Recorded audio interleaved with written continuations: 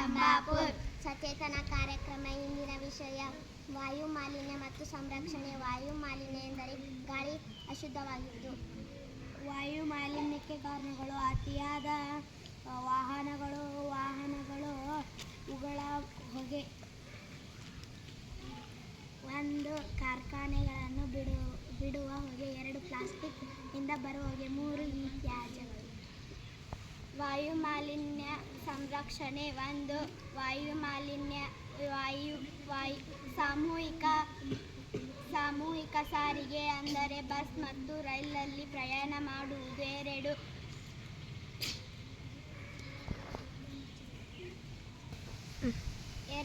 ಸಮೀಪ ಸ್ಥಳಗಳಿಗೆ ನಡೆದು ಹೋಗಬೇಕು. 3 ಪ್ಲಾಸ್ಟಿಕ್ ಹಾಳೆ ಸುಡಬಾರದು.